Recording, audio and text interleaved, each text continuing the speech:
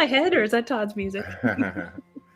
It's Right, let's share it around, huh? They have music available in the studio, so it gives it a nice little touch. But yeah, it's beautiful. what were you saying? Yeah, I saw your around on Facebook. I saw your little comment about. You said you called it a full sky, Aldebaran. Well, no, so just recently, those stars have been visible again where I live, but it's been mostly cloudy as we've had storm after storm, and I just haven't been up. You have to catch them in the wee hours of the morning before sunrise. They're not nighttime stars right now. So but I was awoken at 3:31 or something this morning. And then I was like, it was one of those where I could tell I wasn't going to go back to sleep. So I went outside. Lot of those lately. And they were, yeah. It's crazy. Oh, here come people. So are you fully shareable now? Are we on your wall? Yeah. You want me to tag you or you want to share it? Here, I can tag see it come on yet, but that's Hang on, I'll do it. Let me just do it. I'll tag you. That's what a good guest should do, right? Share it around. I don't know. The guests are good. Some people think a good host should do it. Well, if both do it, then how much it will spread the light even further. That's right. Yeah, here we go. Okay, yeah. Thank you. It just took a minute on mine. Yeah, I just want to tag you anyway, because that way when people see it, they can just push your name and then they can go to your stuff. There it is. Julie Dhara Roberts. Are you sharing it in Soulogy? It automatically goes. We're on 10 platforms. Fancy. You're so fancy. No, it's not fancy. No, we're on 10. I think 11 platforms. I took one. 10 or 11 platforms. So one of them's every time we go live, it's Soulogy Group, Soulogy One Studios page, which is interesting because the Soulogy One Studio page on Facebook, which has about 25,000 people, which I think like maybe 1,500 are in the group. It's a totally different crowd, but that page is pulling more than my page, which has never happened before. Like on the David Icke thing, on my page, it was like 5,000 or 6,000. The last David Icke, but on that page, it was 56,000. So I don't know what's happening, but of course YouTube took it off. But that's the way it goes. So let's see here. My friends in Utah, Dorian and Freddie. Freddie's been down. He says Freddie and I are moving. They're fixing to bulldoze our street to develop some sort of project. The word gentrification comes to mind. She lives and healing and alignment to Freddie, because I know he's had some issues lately. But they live on this street. I went to see him when I was in Salt Lake a few years back, and it was weird because the Mormons, they would have, I guess, like the main house, and then the whole street is all these little houses, and that's where the other wives lived, and they live in one of those houses. It's pretty trippy, but you learn something everywhere you go. Hey, Jen Reynolds, what's happening? Tammy McGinnis, I was just thinking about you today, and I was trying to figure out if Todd's romper room moment where he calls everyone out. I've seen Tammy McGinnis for a long time in the community, and I did a show a while back, and I thought I had asked her if she wanted to come on, but I went and checked the messages, and I hadn't. So I don't know if that was in dream state or dimension or what, but I just have a lot of respect for her, and I just wanted to put that out there. So Julie Dhara Roberts is our, not just ours, but I like to say she's our Soulogy cosmologist. But we like for her to come on twice a month because the information she has is very unique. It's very cutting edge, and so I just want to support that. So here we are, and I put up the post, and I'm going to read what you said because people say things and you're like, I don't even know what they mean, but they resonate. You said, I love that you posted it in the wee hours of the morning, Todd Medina. Well, yeah, it was like 4:30 in the morning. Well, and I was awake to read it. I was like, oh, Todd's posted on Facebook. Yeah, exactly right. Well, they took me off again for the second time in a week. Yeah, I saw that. And somehow or another, it took longer this time to get back on, but I have to believe work in the energetic field. It's the third time I've done it, and each time it's worked. But so you posted about this. You were doing your Soulogy work in the middle of the night or in the early morning. Yeah. And so I read this, and you're like, I was awake. I got called outside by the stars, and Orion, Aldebaran, which is somehow or another, I'm aligned or assigned or aligned to Aldebaran. I have no idea why, but it says they were there to greet me, my first full seasonal sighting. So I didn't really know what that meant. That's what yeah. So when the sun moves along its path, and it kind of like blocks out stars seasonally, right? So when something is conjuncting with the sun or in line with the sun, we don't see it because it's lost in the solar glare, right? So in May, the Pleiades were conjuncting, and then so we haven't really, at least where I live, this is different for south of the equator and such, but where I live in North America, we haven't. So right now, Orion is a morning constellation to see with your eyes. You have to go out before sunset, before sunrise, in the wee hours. And I just haven't been out at that time. And we've had a lot of cloud and lots of blessed rain and lots of storms here. So there hasn't been a lot of star sighting at all in our region. But so anyway, but why the full sighting, meaning like I hadn't seen them in the sky, like up above, like from where my house is, there's a lot of, I'm in a neighborhood. So there's a lot of trees and houses, and it has to be just right in the southeast quadrant. Well, it's funny you said that, because I walked out of just a few, because I've been staying up, and I try not to stay up till the sun comes up, but sometimes that happens. But usually I'm trying to go to bed. I start trying to go to bed at about 4. It takes me an hour and a half. But the other night I walked out. I like to walk out at night. Well, I guess it's the wee hours. So I didn't think about it, because I thought, I wonder if she sees a different sky than I do. We're not that far away from each other. When I read that, because just a few nights ago, I ran out. Oh yeah, I ran out to the store. That's what it was, and it was like the corner store. It had to be 4 a.m. And when I got out of the car, I immediately saw what you were talking about. I saw Orion, and I went, wow. Because I hadn't seen him in a while, right? Yeah. And but I guess now that usually, like November, December, late October, that's when they're up. Most people see stars in the like 9 p.m. to midnight zone, because that's when most people are awake, and that's when most people are, driving or walking under the sky. Only the truly dedicated get up right. 3 a.m. Although I'm very enthused about it. I don't know enough about it, but for some reason, I just, like, my soul knows. I can't explain it. But anyway, you were okay. So 2 weeks ago, I was just telling you offline. I had to cancel 2 weeks ago.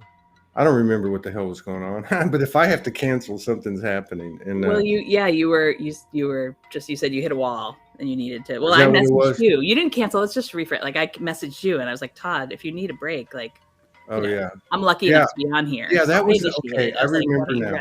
I remember now. That was the day, because I put up a post, and I was very sincere, and I said, I hit the wall. That's right. I said I hit the wall. No shows. I don't know how long this is going to last. It only lasted that day, but it felt. But that tells me that was a heavy load. In fact, I think that was kind of the turning point. Like, it wasn't like I was going down, but if anyone that was watching the shows, I had this massive rash all over my scalp and on my face, and evidently it was a lot worse than I thought. Some of us will speak. I would encourage you to take longer time off anytime you need it. Yeah, I'm for all your whole Soulogy family. I'm speaking for everybody. Yeah. I get time off. So. Yeah, people send me notes like that. Yeah, but anyway, I know you're dedicated. Speaking of dedicated people, so that Friday, that was a couple weeks ago, and when we messaged and said, okay, we will do the show another time, or I'll see you at the end of the month today, I was like, okay, great. Well, I'll just use that time that I had booked off with Todd, and I'll either put out a video or I'll do the information myself. So I was here at Innerspace at my center, and I had the most tremendous packet, like, download, like all the star Sirius, like information content, like we've all been receiving a lot of content from Sirius all summer. It happens in a window. So I was just talking about that alignment, when like I was saying, what about Orion, how we haven't been able to see it. Also, Sirius has been in the gaze of the sun, or in its invisible period, meaning we can't see that star at any time, day or night, because it's caught in the glare of the sun, right? So that happens, like Sirius goes invisible, depending where you live on the globe, in like late May, and then comes back out. And so they call that the heliacal rising of the star. So when you see the star, the cosmical rising of a planetary body or a star is when the sun and that body, whatever it is, star or planet, rise on the horizon together. Now you can't see that because the sun's there, but it's like it's a stargate of itself. There's lots of different types of astronomical stargates that happen, and one of them is the cosmic rising, where they both rise together, and those days are just really powerful days to receive star codes, starlight, that activates our starlight bodies. They're just really... You probably just answered this, but so what does it mean, a stargate? Yeah, what is a stargate? What a great question. I'll answer a little bit now, and I do have a whole section of my website that goes into this if anyone wants to go look at it. But a stargate is really, it's an information. Stargates are lots of things to lots of people, and they can be the fanciful things that you've seen on the sci-fi, where things open and you walk through, but they're really just, to me, they're travel corridors or information streams. The stargate is really where starlight comes and flows all the way to us here on Earth, where there's a bundle of star, it's light so codes. Light, so some people hear it, people that channel from the stars are hearing it. It comes in a color, geometry, light, sound packet, really. It's an information bundle, a quantum bundle of info. See, that sounds like the real language, or you know what I mean? That makes sense to me. So it comes the information, you were saying, I have this thing with Aldebaran, the content, the information, the star knowledge, the star wisdom, the starlight, whatever you want to say. Those are all mean the same thing. It flows to us directly, and it most of the time, and it bypasses the human knowing or the human brain, and it moves it's right into your starlight body field, your light body field. So when people talk about gatekeeping, as a function, there's grid working or grid keeping or gatekeeping. Gatekeeping is making yourself a conduit for this star knowledge, really just being open to receive the light codes. Wow, this is thought provoking because of something that happened to me this morning. But I want to ask you, so you mentioned Sirius, and I don't know the dates, but you mentioned that we've been getting that star knowledge all summer. That seems to be when it comes, and I think there's a period around the 1st of August or something. Anyway, there's that Sirius window that people talk about. Yeah. And so, as an example, so it comes around the same time every year. Correct. Does it tell us anything new, or does it basically project its end of the universe again to us? Ooh, that's a great question. For sure, this year I've noticed absolutely something new, and I think every year, every time it is something new. So the geometries of it are different. We're traveling in a different section of the galaxy as a solar system. That's part of the ascension thing. But yes, and we're upgrading our own light body vehicles, our ascension beings, so that we receive it differently. Whether it's broadcasting it differently, I can't say that I know that, but we receive different information every year for sure. So for myself, I first heard about, a lot of, we're not going to tread into this too much, but a lot of people talk about the Lion's Gate, right? So that's a similar, it's not a certain day. Right. It's a whole window of time. So it's in ancient Egypt, the heliacal rising of Sirius was considered a really, really important, a celebratory New Year time, because that's when it had important influences on the Nile River, and the Nile would tend to flood at that time of year. So ancient, they didn't have apps and phones and devices and channels like we have today. So, but the ancients would use the rising and the setting of the stars to keep time as calendar markers. And in ancient Egypt, the heliacal rising of Sirius was a really important date for their culture.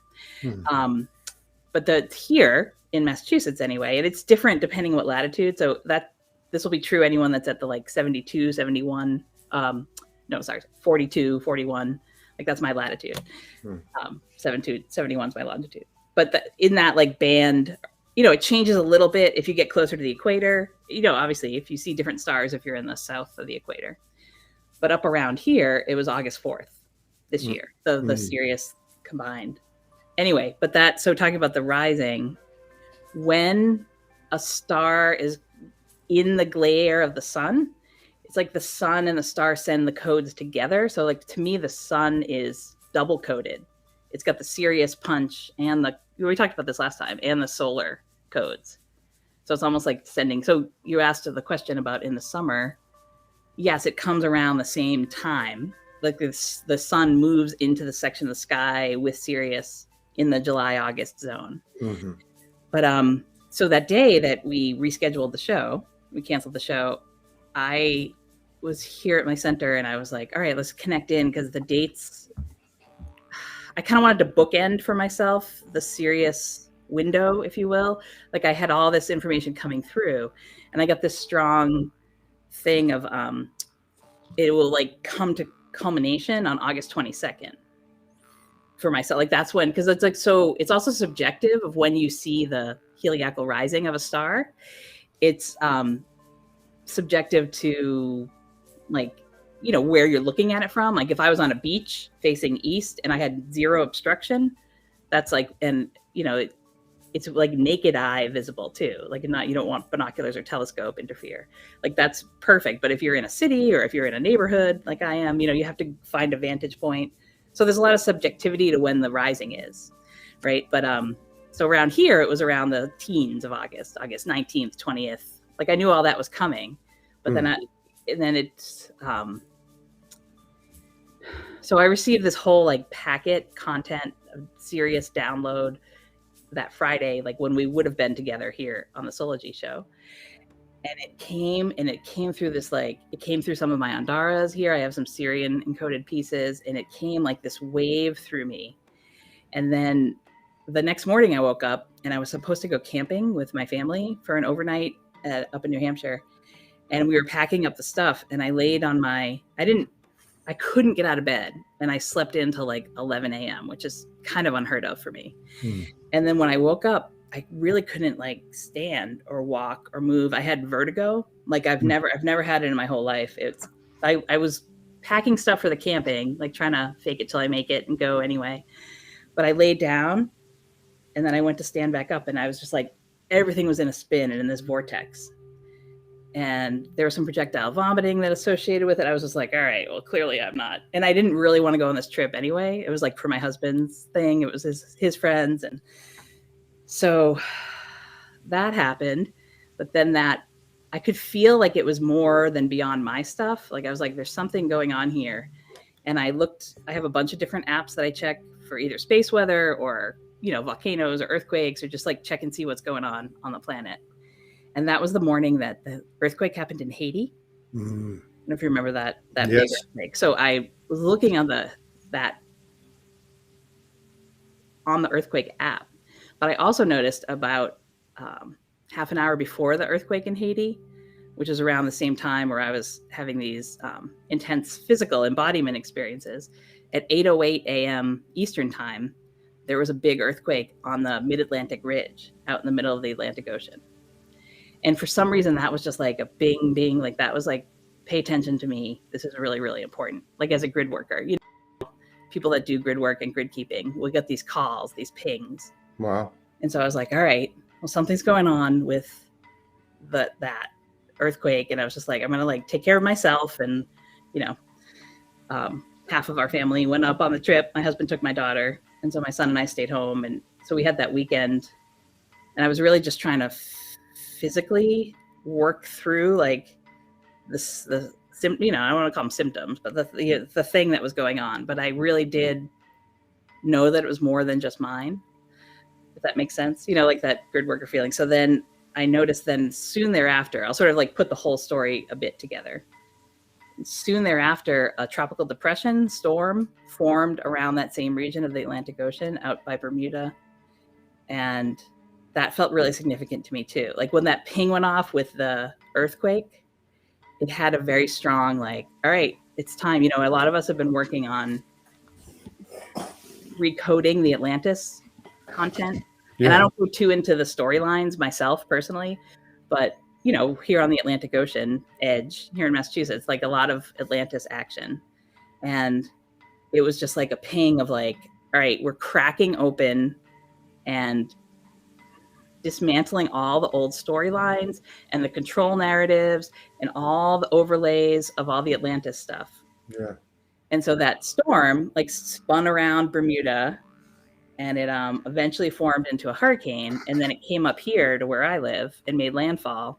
That's right. And it was so, I mean, a lot of my grid work involves working with storms, like co-creatively, like either I'll go to a site and do some crystal work or something. And like, I've had tornadoes. I'm not saying that I created them in any way, just be clear about that. But like what happens after I do some grid work is like, often a lot of boost and assist from Mother Nature, and storms, lightning, thunder, rain, plasma, that stuff, and tornadoes happen a fair amount just in little spots that are important. There must be, yeah, and there must be some kind of collaboration too, I think, like, yeah. You know, consciously or not, because I've heard of particularly women that do this work, and they tune in together, you know. Yeah. But I guess there's also somebody posted that it's like the null global. I'm pretty sure someone shared me. I think it was a Pamela Johnson post. Okay, here we are with the telepathy. I wanted to ask you about this. It sounds like the same thing. So can I read that real quick? I have it right here. Yeah, so someone shared me that post that she just put up this picture, or there's a website that we could all go to, and maybe we will link it after. It's like Earth Null Net. If anyone knows it, feel free to put it in the comments. But it showed this spin of like where, so you can dial it forward in time to see like where the hurricanes and where the storms go. So someone shared that with me, and I looked at it and I was like, oh, holy shit, that's exactly like, so, you know, I can say this with like humility or whatever. It's like, I was like, oh, I merged with that storm. That's what happened. That's why I was having that vertigo. Like it was the exact picture. Oh, 2 weeks ago, you're talking about. And I just, before the storm was even here, it was like just this full merge in my field. So you're feeling it like as if you are connected to it. Well, yeah, it's the best way I can describe it. So that was so she put one up today. She sent it to me this morning, and I'm going to read it to you if you could, because it's just like your stuff. I read it and I go, what the hell did I read? But I know it means something. Maybe you could shed some light on this, because this is all your language. She says a solar wind from previous sea flare arrived last night. So this would have been last night, causing a couple of hours of KP3 geomatic storm. At the same time, 7 p.m. Central, there was a sea flare with a full halo coronal blast, which means Earth facing, causing the satellite to glitch. Interesting that a craft appeared in only one frame of the images stationed directly between the Earth and the Sun at the time of the blast. 5 sea flares since yesterday afternoon means consistent solar wind and plasma through the weekend. She said she experienced heart palpitations more than once. And then she says rotating weather patterns on Earth are directly correlated to the Earth facing a string of sunspots. Therefore, we have 5 strong hurricanes in the East Pacific and Atlantic. Do you know what that means? I do. I can't say that like I can explain what's going on in her head, or like at least she should explain it for herself. But the CMEs, yeah, I do. So that's space weather, and like how space weather interfaces with planetary weather. And the CMEs, there is a lot of solar activity right now. The sun, you know, I lovingly call them like solar burps, right? They like expand some gas at us in plasma. So yesterday, so people that are solar sensitive, and we've talked about, Pat Donworth does a really good job of writing this up on her Facebook wall too.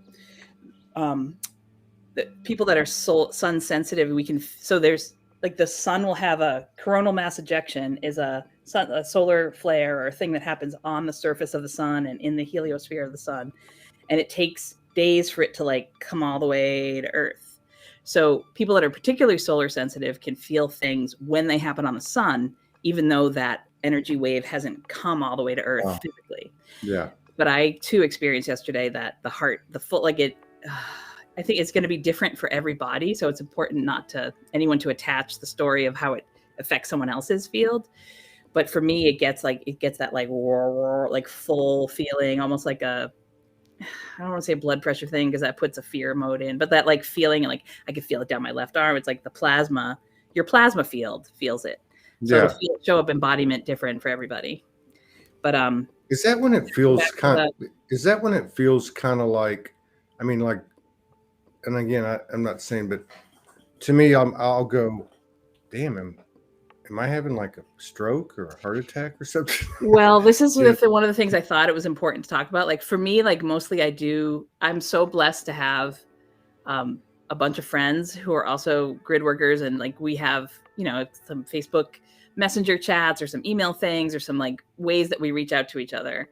And if any of them are watching now, like they really were so important to me the last few weeks, because it really gets to that, you've talked about on several occasions, like the taking down to your knees moment. Yeah. Like these last few weeks have been that for me strong.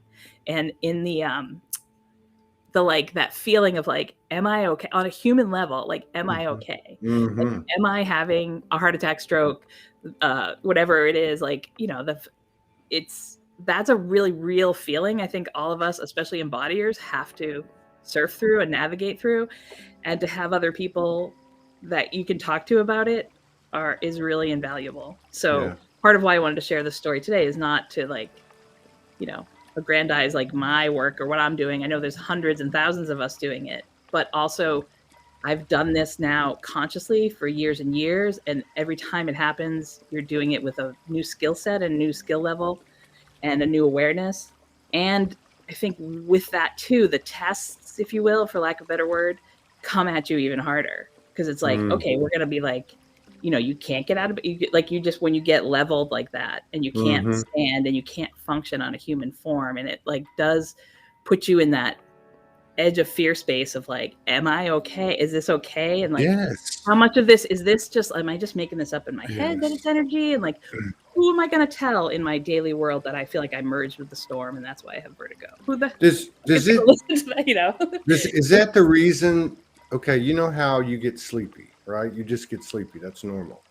But out of nowhere, there's like this, I don't know what the right word is, but I want to say the word drone, but not like drone like that flies in the eye, but like drone as a feeling, almost I guess like plasma. It just comes down on you and you just go, ooh, and you're like, I gotta lay down. I mean, is that why it happens? Could be, for sure. I mean, I don't know why it happens, like CME. I mean, are these types of things you're talking about? Because I mean, I will. Someone that's helped me invaluably with all this is Lisa Brown, and she talks about this a lot because she experiences a lot. But like you get sort of like taken out. Sometimes the easiest way for your light body to integrate is if you get put to sleep and then you're asleep and then it'll happen in the background, because the human form, it takes a lot of attention and steadiness and like, okay, I'm okay. Like, sometimes you're like whispering to yourself, like, I'm okay. I'm okay. Like, it's going to be okay. Because if any of us drove ourselves to an emergency room during this time, like things would happen, we probably would get all these tests and then we'd be stuck in that spot. And that, I'm not saying anyone who's listening to this, please take care of yourselves medically. This is not medical advice. But for myself, it's happened so many countless times, or especially if I'm working with the solar discs or with plasma, or it's like this full feeling in the body. And it's like overwhelming to the human form and senses. But yes, it's that like. It's like the twice since that period you're talking about. I think one was that exact day. I had to crawl to the bathroom to go take a wee. I had to crawl from the bed to the bathroom and then the bathroom to the bed. Now that's just crazy. And you have these thoughts like, am I going to see Morgan again? Am I gonna die? I want to do more. I mean, it's like you know what I mean? Is that what you're talking about? Yeah. And then like throughout, I'm like, I'm getting all verklempt, which is fine. I know it's like, it's good to experience the emotion of it too. And it's like, and then do that. And you have little kids in the house that you're supposed to be taking care of and feeding and shit. And I was like, all right, Grubhub for everyone on my phone from the bed. Thank God for technology. I mean, and thank you for sharing your emotions. It's so we're going back to that, the 22nd. So I don't even remember days anymore. Doesn't matter. But that was the Friday before. So I was told you that I had received this thing of like, I've received the message that it's all going to culminate on the 22nd. And I was like, oh, and then I had noticed that was a full moon. And it's all coming back now. Yeah. Yes. And then on the 21st was the 4-year anniversary of the total solar eclipse that went through. Like there was just a lot happening, right? So, but I had received that Friday when we canceled the Soulogy show shift, that the 22nd was going to be really important. And I was like, okay. So this was the Saturday prior to that. So I had for myself, I had the vertigo and the like, I don't know if I can stand, and like the crawling to the bathroom, like all that for days. And then I was doing, this is a cute part of it. Like one of the things to fix vertigo is the crystals for your inner ear, you know, so the Epley maneuver, and I was like working on things. And what's that? I don't, it's a thing where you put your head in these various positions where you can, so some people say that vertigo is caused by a crystal that moves out of your ear and into your inner ear canal where it's not supposed to be. So my 6-year-old is like, Mama, usually you're really happy when there's crystals in your body. Like, you're right, honey, but this one's kind of interfering with my but anyway, so it's like a move. So what I did it a bunch of times, but like with fear in my field and like kind of not letting myself go all the way into it. And then one of the times where I was alone, it was the middle of the night, I did the move, and like what I learned is you have to go all the way in to the vortexness of it, to the point where you think you're going to die and you think you're going to puke and you think you're going to leave your body. And at the time that I did that, it like resolved itself. So that was maybe like Wednesday, Thursday. So I could at least like get up and do things on Thursday. And I still couldn't really drive or really. A couple of comments. Dario said the 22nd was like 5 days ago. It feels like a month. And then I remember I woke up on the 21st. Now, Jason Estes, Franco Di Nicola, Morgan Lee, Yvonnya, our friend from Tasmania, and now you, we're all talking about this period, roughly different dates, but 18th through the 21st, 22nd. So I wake up on the 21st and I had the first show and I was in that state. And I thought, oh my God. So I forced myself, I get on, and whoever I was on with said, oh, we're not on for another hour. And I said, great. So I'm in the chair right here and I go to make the changes on this other computer. And then I heard, you need to get on right now. And I didn't know. And if I don't know if I channel or things like that, but it was not me. And I just started talking, and it gained a lot of traction because I think everybody was feeling it. And I was basically saying that this is the first day. Like something has changed today. It was really, really big. I have to say it was the biggest day, the biggest demarcation line in the sand that I've ever experienced that you're talking about. On the 21st. So. Well, I mean, give or take, but I mean, so there's something, and you know, still like putting it together to come out in human words. But there's, you know, you asked like, is it the same every year? So there was something big, like a key code for ascension was transmitted through Sirius through this Sirius gateway, and the 21st is around when you can see the star separately from the sun. Is that I was saying that's the heliacal rising of Sirius, and it's like around that it was like the 19th, 20th, 21st, 22nd zone. So that was happening then too. But like then I don't know how to say it well, like Sirius can broadcast on its own separately. But the thing that was happening for me, and I know many other people have been talking about it, was a lot of broadcasts from the Sirius B. So Sirius is a double at least, or triple, or maybe quadruple star. But the Sirius B codes and the cetaceans and the whales, the dolphins, like all the water world stuff was coming on big. So I'm going to go back to my storm, our storm, if you will. So the hurricane came through, and then so it was forecast to land during all this intensity of the planetary and star stuff and all the stuff everyone's feeling. Like we were like, oh, there's a hurricane coming to New England, which is kind of a rare, like we don't get the special treat of the hurricane making landfall very often, like our Louisiana and Texas brethren. But the way it came, like, so I knew that it was mine to like work with it and code with it as it came. And then I was using a weather tracker app thing, just a regular one, but it would show like the predicted path of the storm. And I was told very clearly, so I have a very small, like private Facebook group with a bunch of grid workers that I really trust. And in that group, I was like, you're supposed to be sharing this with people. I was like, really? In the middle of like, I could barely look at screens, but I was like, it's important. I was like, okay. So that was my like role at the time, was to share it. And a lot of the sites, it was for me that weekend was like the culmination of the grid work that I've been doing in this region for years and years, consciously, I'm sure for my whole lifetime, unconsciously.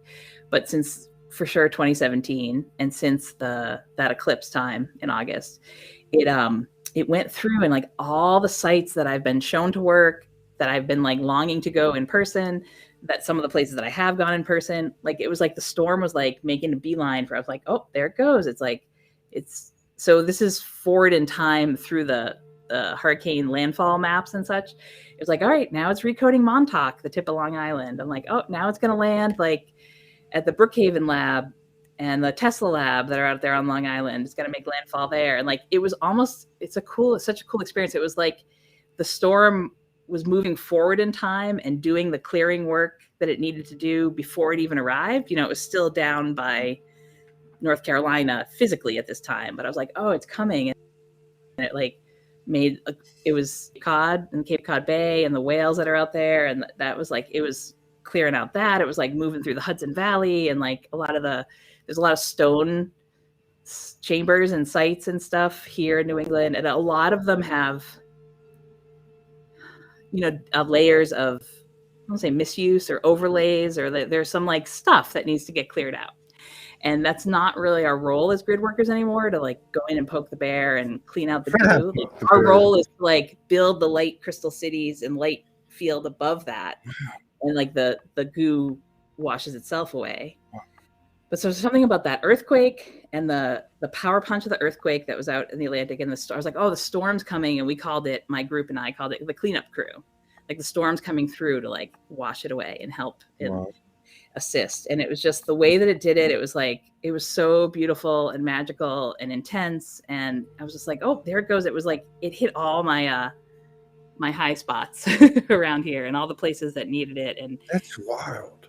It's beautiful. And it was beautifully intense too, because the thing you said about time for some reason stands out too. Like the fact that it was clearing ahead of itself, almost like the energetic field. Because like, you know, like they say that things happen in the energetic field, then they manifest. But like there was a physical aspect to it, like it's clearing and almost like an etheric body with the physical coming behind it. That's pretty weird. I know we started to talk about this when Hung was on, when you and Hung and I were on last time, but the whole like that skill set of being a time walker and like moving through timelines, you know, you can walk on Earth, but you can also walk through the fabric of time. And that was like, I was like, oh, that was happening too. It was like, you could like fast forward it, like you could work with the storm. So what the cool part was, it like did most of its work before it came. And then the impact, because, you know, we want these storms to come and they're like, we are co-creating with them, but we also want to have, you know, minimal impact on homes and structures and people and kids. But it really did most of its work before it arrived.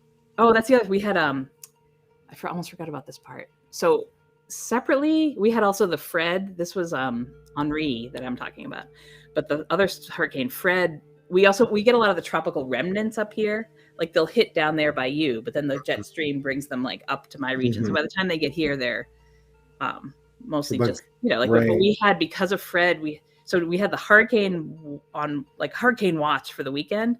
We had tornadoes here on either side of that bookend. So we had tornadoes on Thursday and we had tornadoes Monday.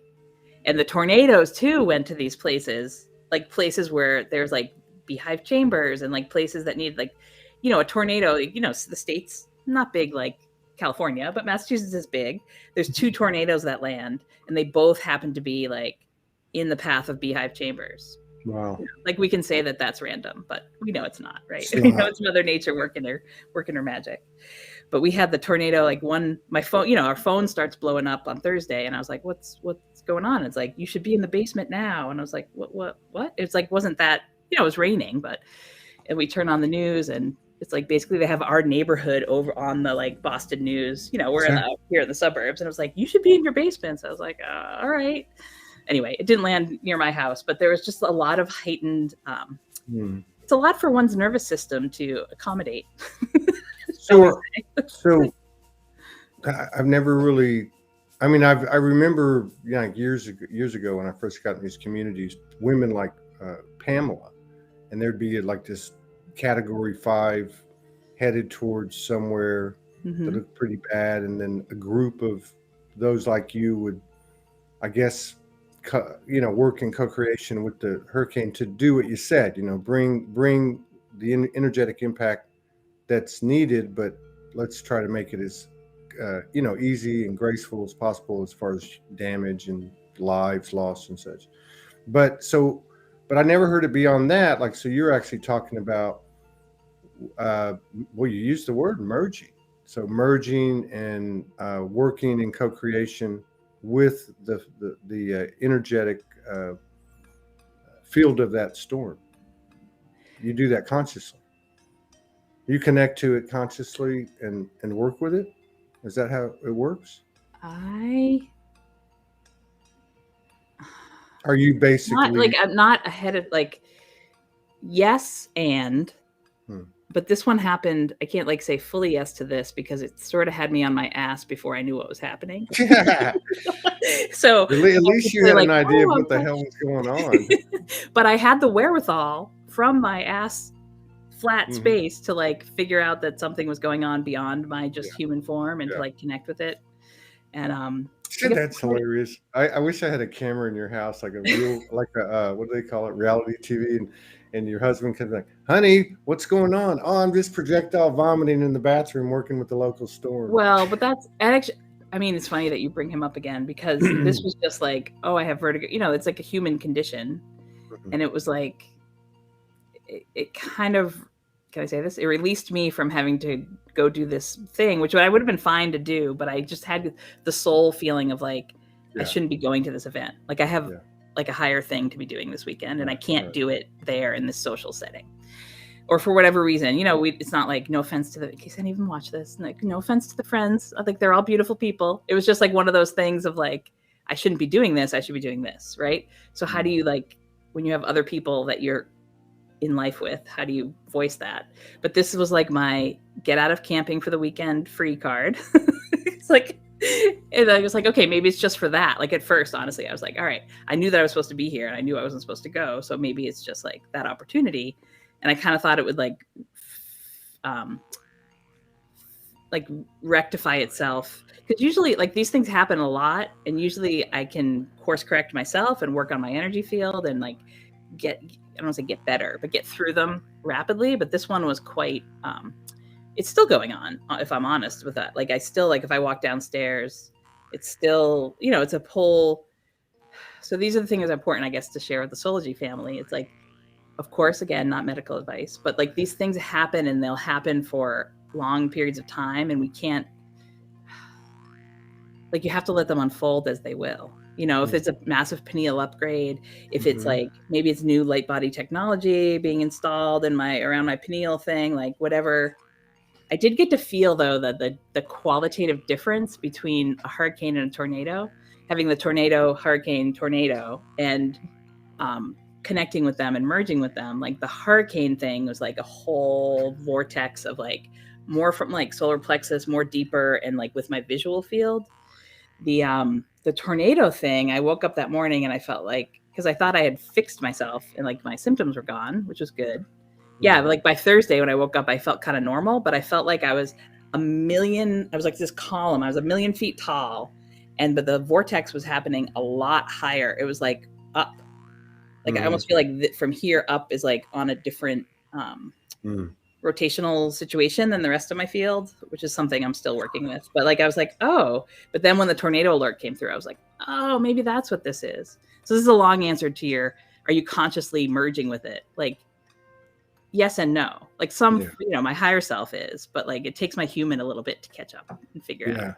Well, it sounds like you're receiving receiving information. You have some type of,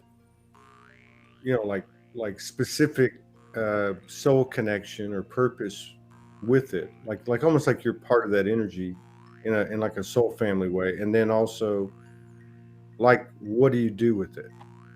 That's what I get from you. It's like, Tracy just asked. It's Todd's playing music in the background. Tracy. Oh, I think I can turn that off. No, it's okay. She just asked like the didgeridoo sounds. Like, is it in her skull or is it? You don't have to turn it off. She just asked. So I thought it fit you.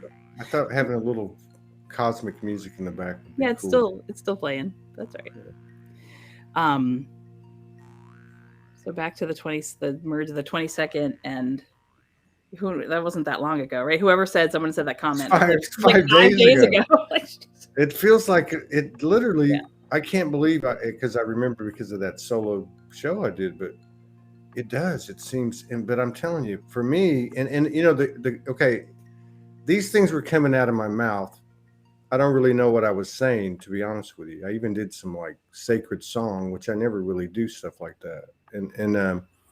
But the people were saying that. People were saying, they were all saying the same thing. So I don't know what the hell that was. It felt to me like, it almost felt to me like it was the first day that from that day forward, we would see all the realities, slowly but surely, that we haven't been seeing. And then the distortion, regardless of what it looks like, it's just almost like falling on deaf ears. Like, that's one of the things. And if I can put a real big picture for at least for me and like my work here, and I feel like a lot of people might resonate with this. We're in this big, so we have 2 solar eclipses that are crossing the continent. This is for North America. Okay. And one was in 2017, in August of 2017. Okay. The next one is going to be in April of 2024. And they cross they cross across the continent.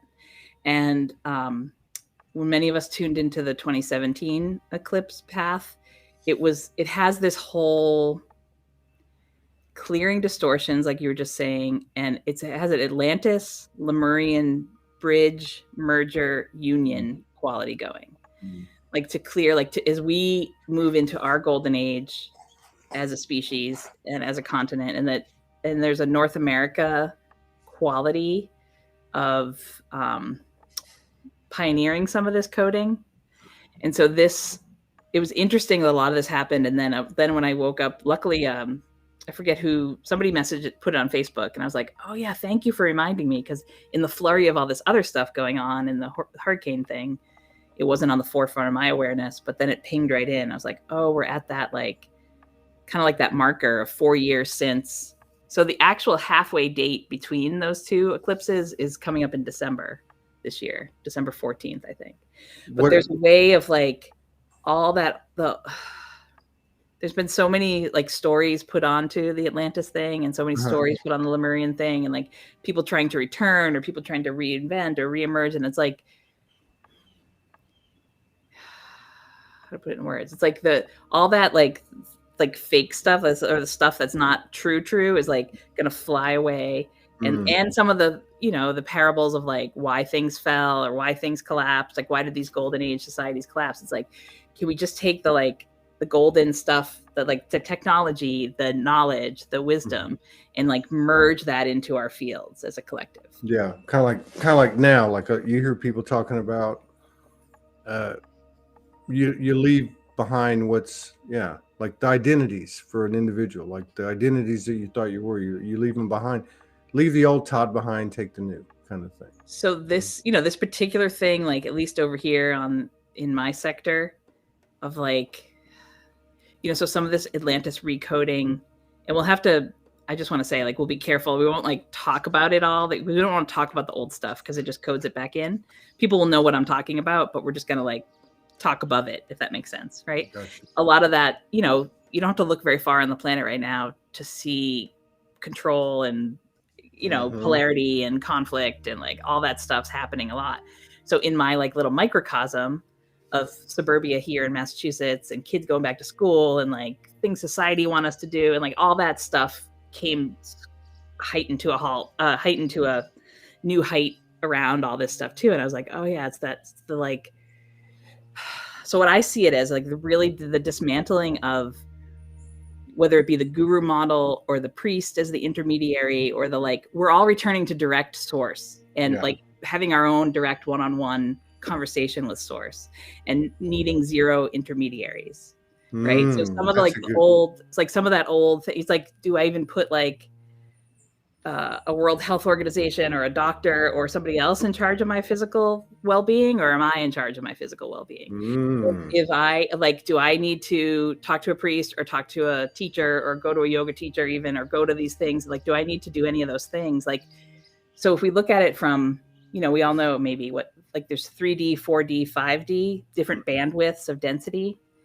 And a lot of these old, like what we're doing is cutting the 4D looping mechanisms, if you will. So there's a lot of these things that like, I grew up in this, like as I was working on my awakening, I found yoga and grew up in the system of yoga and trained heavily in yoga and opened a yoga studio and taught yoga for 20 years. And it was beautiful, but I realized this is my 2012, like epiphany or awakening. It was like, and the system of styles of yoga are all crumbling now too, because all the gurus are getting, really, all their stuff's coming out. Really? Well, their stuff's been coming out for a long time, and now people are knowing about it. But anyway, I'll talk about, there's these like looping mechanisms. So it's elevating your consciousness. You're on this path, but you're tuned in, or you're plugged into a guru or a teacher or a priest or a intermediary, right? Or even it's happening in our communities too, of like, oh, I'm going to listen to someone else about the dates that are important. Like, I'm going to listen to someone else about what's happening. Like for everyone to go direct source to source, soul to source is the thing now, right? And like blasting apart. But the 4D looping mechanisms are really almost insidious, because you're on this path and you are wanting to make the world a better place. You want yourself to elevate consciousness. So you find this path and like people that have taken the path before you, and you're like, great. For myself, it was like, all right, I'll do yoga every day and I'll do these things and I'll like be on, but then you realize like they're really just these like, whoever's at the head of the pyramid or the head of the school has this like siphon thing going on where they're taking the energies, and they're all not even doing it on purpose. So I'm not going to fault them all, but they're like brought up in these systems. These lineage-based systems are 4D looping mechanisms. That's all they know. And it's just, so it's like that, I feel like, is like when we talk about like, are we releasing the control points for the Atlantis distortion, like some of that control stuff? Can you feel it now? It's like pushing into my temple as we talk about it.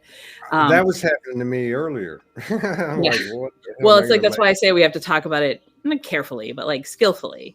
So we're not coding in any of that old, but so that like this cycle of the last 2 weeks for me has been about the like, hopefully it's the final countdown, or like it's another round of clearing all that stuff.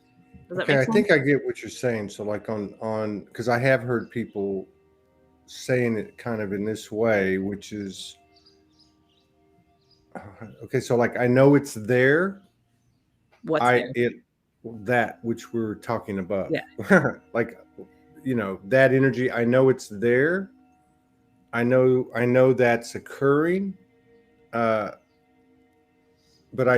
you just like truly, I guess, like observe, move on, like almost like it's fading and dissipating, but I unless really we reattach to it. Well, that's what I was going to say. I like the way you say this, because I do feel in my heart that it's an all or nothing proposition at some point, whenever we're ready for that, which I really feel, why wait? But it's almost like, I don't think the right word's ignore, but you just have to walk away, I guess. I mean, because you're right, because maybe you can explain that a little bit. When let's say you and I were talking more explicitly about that, as you see on a lot of, let's say, disclosure conspiracy platforms, right? Are we helping anymore? Or is that like the loops of the yogi guru thing that's falling? I don't think it's helping to keep code. Like, I think whatever you speak, you're coding into the world. Okay. Like, we're creating new earth or new reality where every thought you have.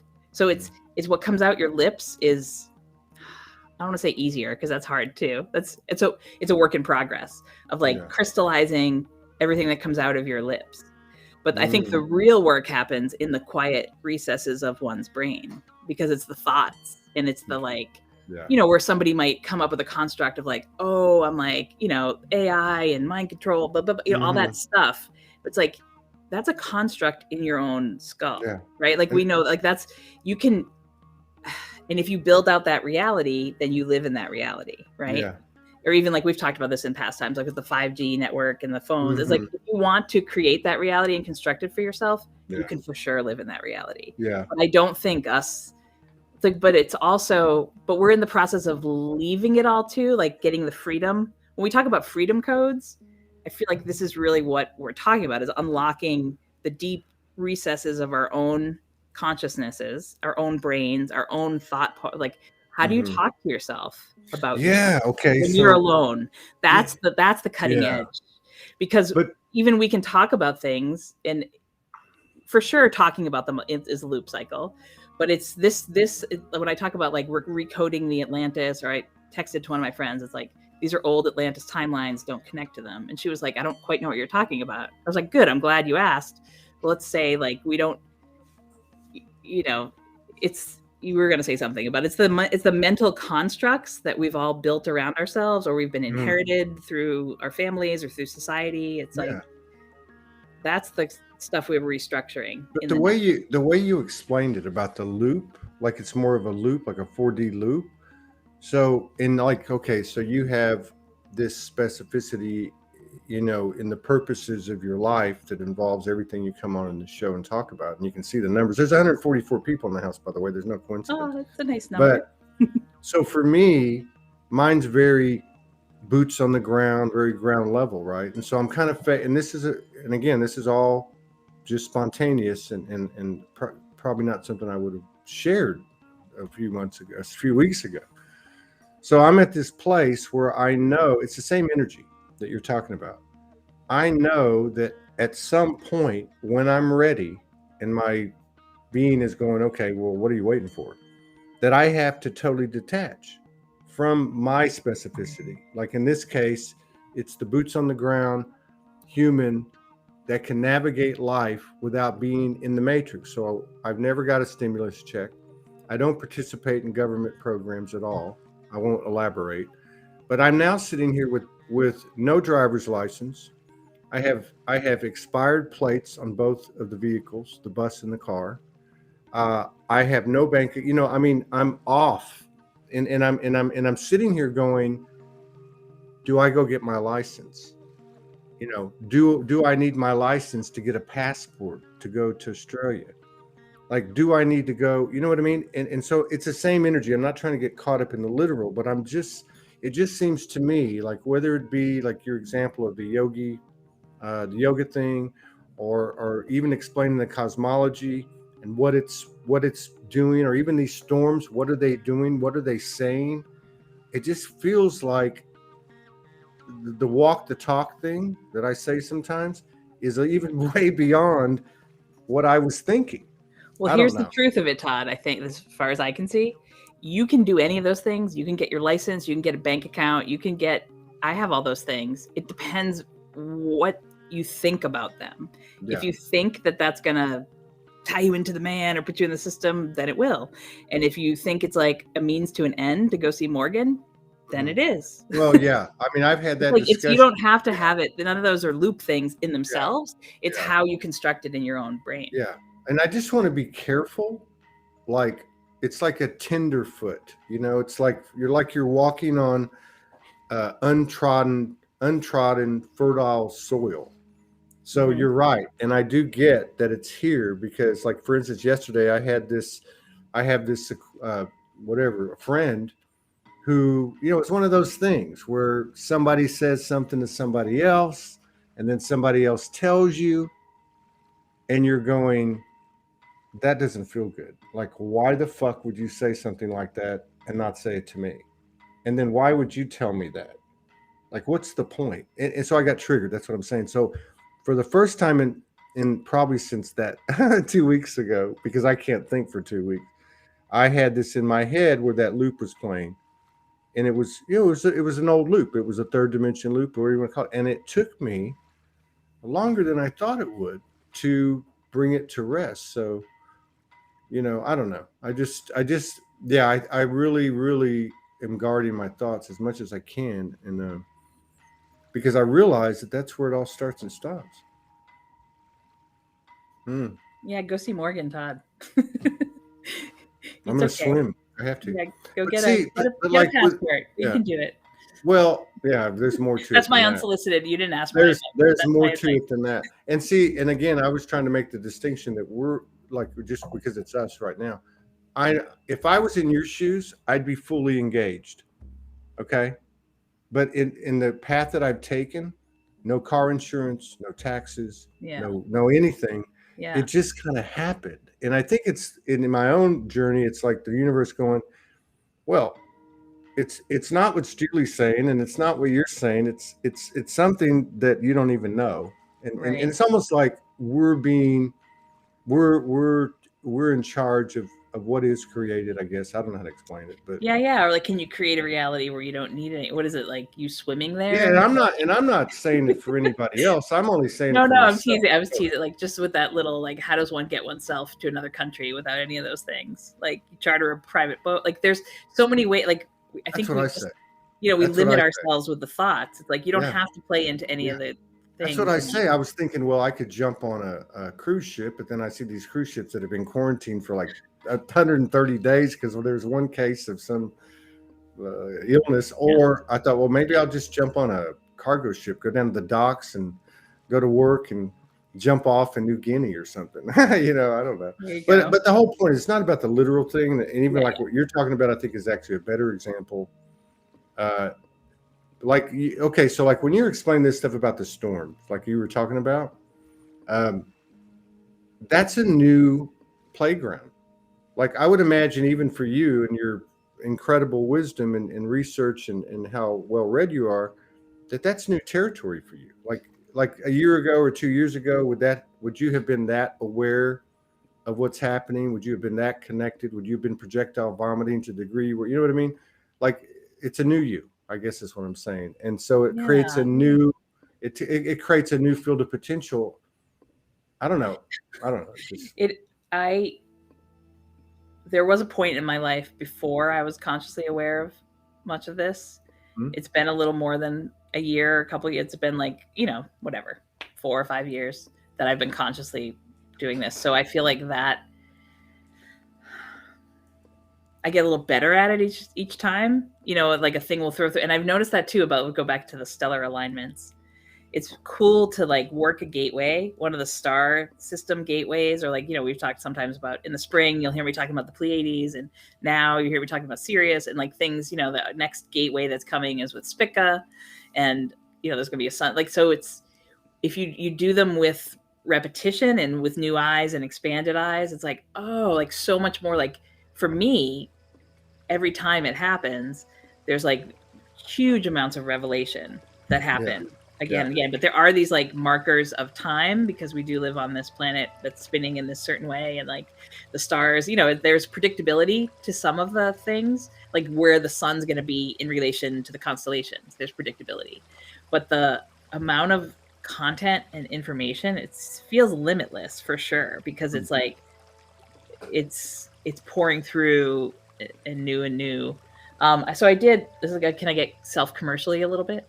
Absolutely. I did this spring. So I have a platform that I have online courses for people, and most of them I'm trying to make for free and for like pay as you can. But I do have a free course about working with the Pleiadian gateways on my website that I like basically took people through that I can't, it takes like a few years even to like get all the stuff to where one can share about it or verbalize with it. Sometimes you can do it right in the moment, but I haven't quite gotten there yet. But if people are interested in like how, which isn't to say like anyone else should work the stargates the way that I do, but I think it's always helpful to hear how other people do it. right? It's like just inspiring. It's like, oh, and it like unlocks key codes for people that are also doing this work. Like anytime we can all get together and share, which is why this Soulogy thing is such a why it means so much to so many of us, because I've had that happen in countless months of your shows, or I forget, it was like 4 or 5 years back. I don't know how, whatever, time's irrelevant.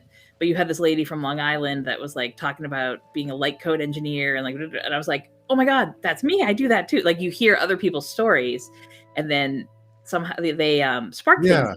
They're igniters. It's they're like that's what I've been doing for all these years. And because like for me, you said, well, like explaining your thing, you're like, well, some people don't know how other people work that, and I'm like, I don't even know it exists.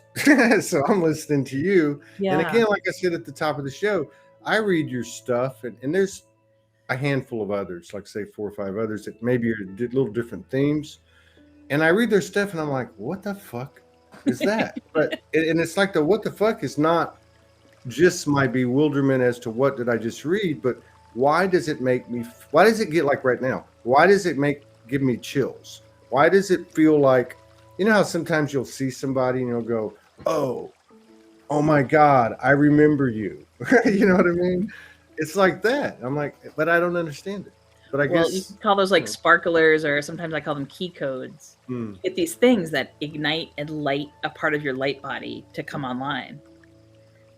And then when that happens, it's like, oh, and it's like it unlocks new like skill sets and knowledge bases, and like we are the living libraries. You know, it's all within our DNA. So you hear these different things, and they're like these little like sparklers, like the meteor. You know, it's like, oh, I'm going to spark a recognition in your soul. And the light body and soul to me are interchangeable. They are the same thing, right? Your light body is your soul body, and it your light body is your soul body. Hang on, let me take this in, because you know this the semantics and the nomenclature gets, but and people say this is spirit, this is soul, and all that. But I've got to the point, because I like to simplify things. My soul is my higher self. My higher self is my soul. That's just my own thing. I'll go, okay, I can live with this. This is easier to communicate. I don't have all this out there. Now you just said the light body is the soul, right? Is that what you said? I did. Yeah, that feels right too. It almost feels like, yeah, that feels right, because obviously Morgan and I have had some experiences with the light body, and that's becoming more online, whether it's something to do with her or just myself, right?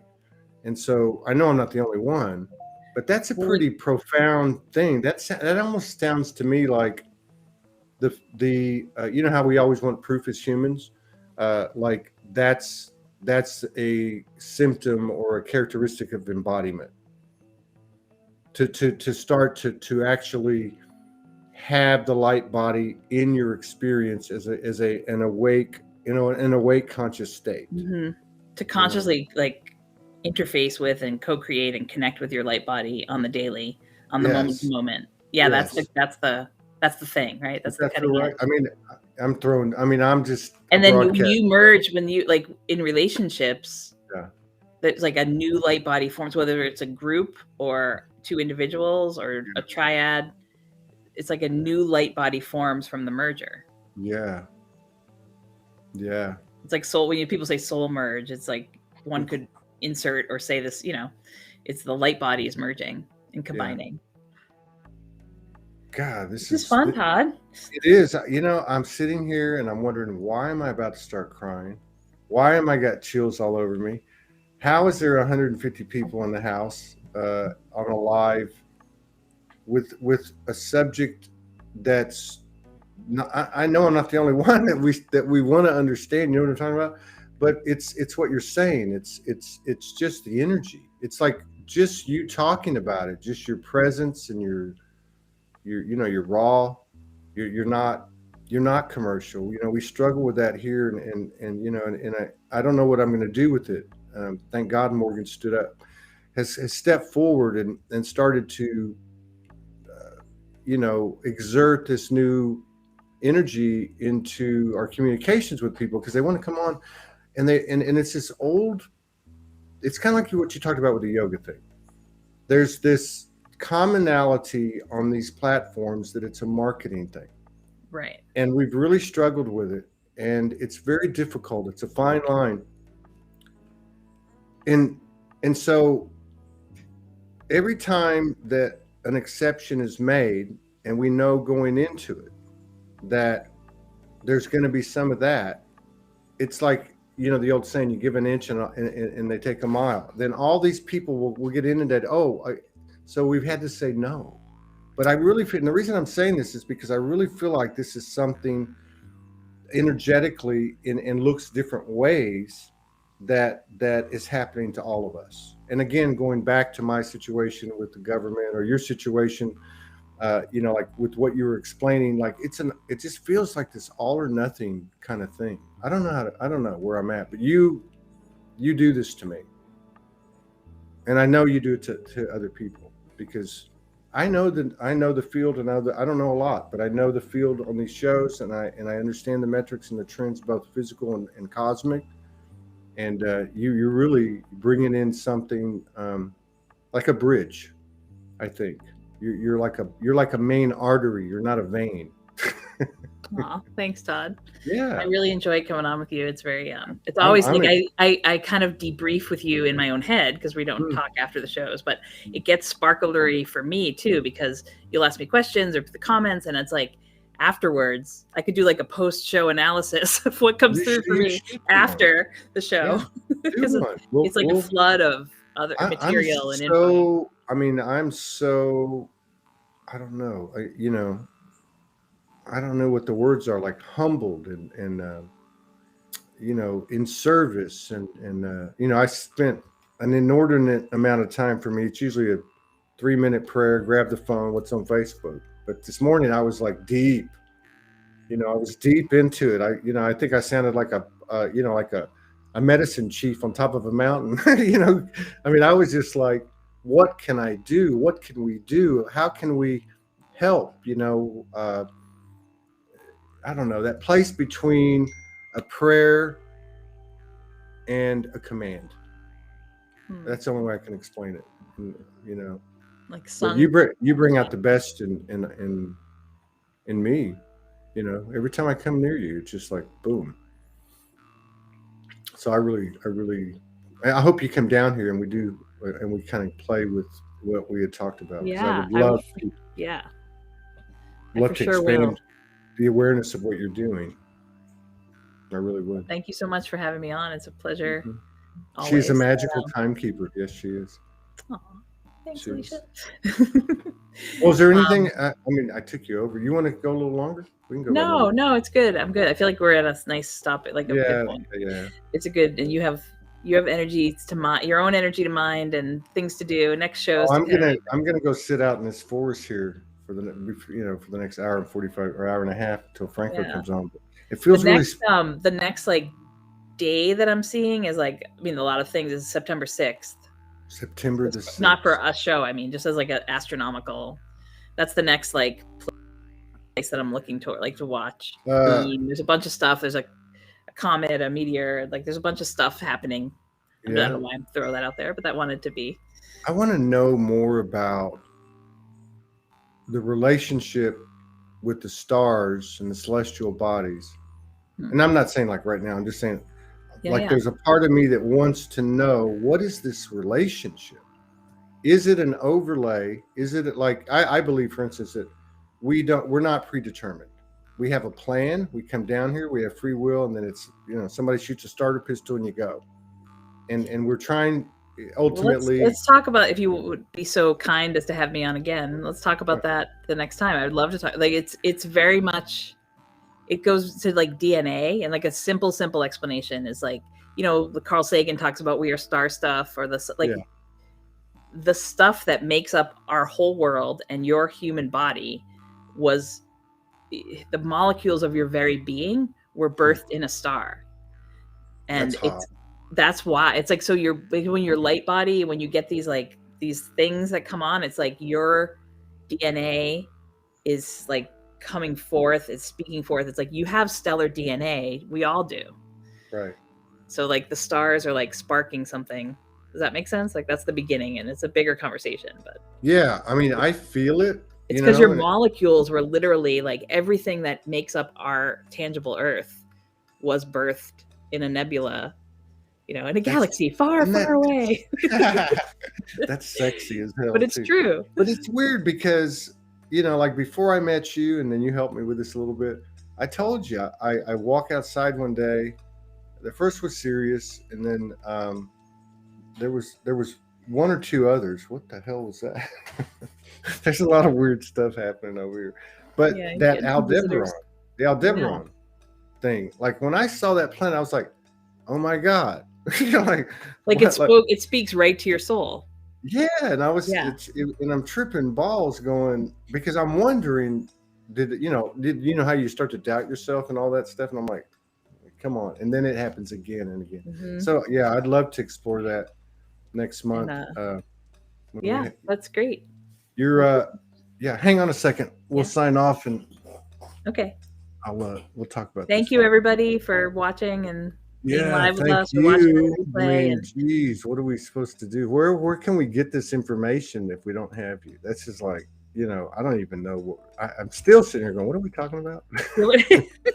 Like, how much of this did you retain? Don't give me a test because I'd be screwed even if it was multiple choice. No, that's all right. It's like what needs to come like filters into your field and it'll be there for you whenever you need it. And the rest is. It's basically a download. That's what it is. The download.